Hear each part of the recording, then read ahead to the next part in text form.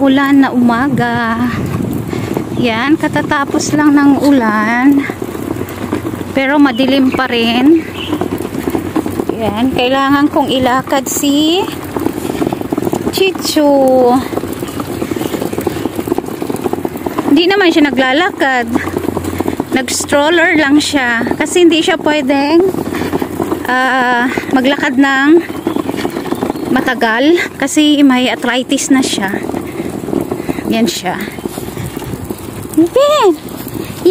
Good morning, palangga. Tapos mamaya mag-shower tayo, ha? Yan siya. Hapin!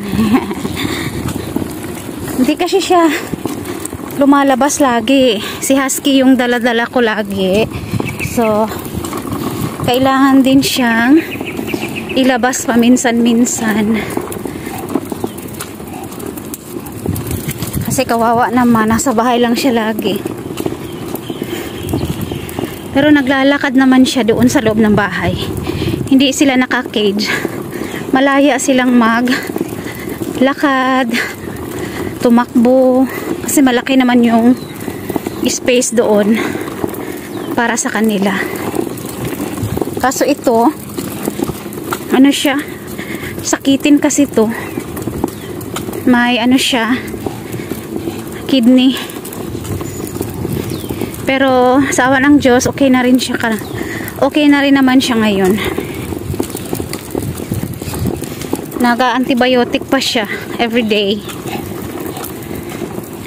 Muffin! Muffin! Hello, palangga!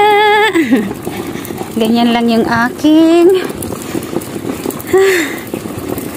buhay. Ayan, madilim pa oh. Parang babagsak pa rin ang ulan kasi madilim pa. Walang araw. Holiday pala ngayon. Wednesday. May 22. Wednesday. Hindi ko alam kung bakit holiday. Holiday dito sa Malaysia. Ay!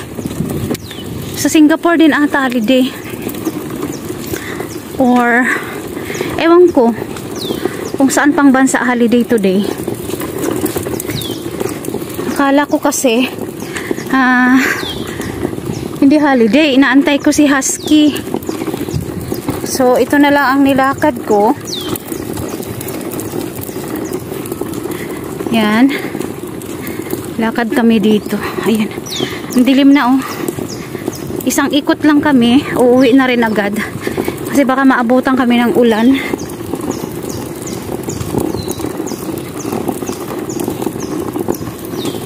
Yan. Ikot lang kami dito. Ikot lang kami. Tapos mamaya uwi na rin. Siya. Last corner. Tapos ito naman siya. Papunta yan doon sa dulo. Yan. Palabas ng gate. Ayan siya.